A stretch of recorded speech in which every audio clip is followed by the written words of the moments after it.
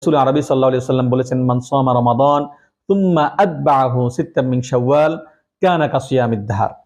অর্থাৎ যে ব্যক্তি রমাদানুল কারীমের মধ্যে পরিপূর্ণভাবে 30টি রোজা রাখবে, এরপরে ওই ধারাবাহিকতায় শাওয়াল মাসের 6টি সিয়াম সাধনা করবে, আল্লাহ রাব্বুল আলামিন তাকে পরিপূর্ণ একটি বৎসর সিয়াম সাধনার ফজিলত বা সওয়াব দান করবেন। সুবহানাল্লাহি ওয়া বিহামদিহি।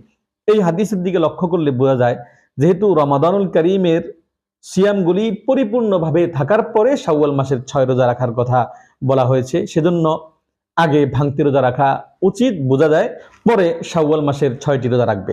আরেক দল উলামায়ে কেরাম বলেন যে যেহেতু রমাদানুল কারীমের রোজাগুলির কাজা পরে করলেও হয়, অসুবিধা নেই। শাওয়াল মাসের সিয়ামগুলি যেহেতু শাওয়াল মাসেই রাখতে হয়, সেজন্য পরবর্তীতে ভাঙতি রোজা রাখবে, আগে শাওয়াল মাসের 6 রোজা রাখবে। সর্বোপরি